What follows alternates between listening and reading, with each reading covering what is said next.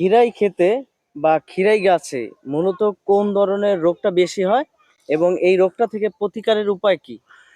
এই খিরাই গাছে আপনার ওই পাতা ঠোস পরে ওই রোগটাই বেশি মারাত্মক, এছাড়া কোনো রোগ দেখি না। বা আপনার ওই কিছু আবার বছর আছে ওই ঘন কুয়াশা পড়লে ওই একটা জাপ পোকায় ধরে, ওই জাপ পোকার ওষুধ একবার দুইবার ব্যবহার করলে এটা ভালো হয়ে যায়, আর কোনো সমস্যা না। পাতা ঠোস পরে এটা হলো আপনার ওইটা কার্যের ব্যবহার করতে হয়।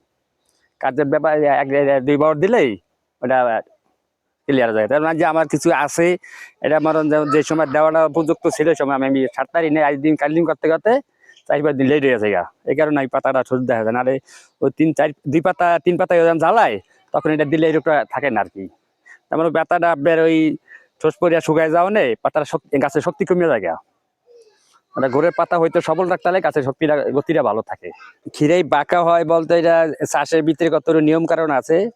ধরেন আপনার লাগানোর আপনার 25 দিনের 20 দিনের মাথায় আপনার ওই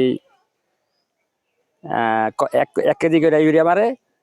আবার ওই হিসাব রাখতে হইব, আবার 8 দিনের মাথায় আবার 1 কেজি করে ডাক্তার মারিয়া গাছটা কোবাই দিতে হইব।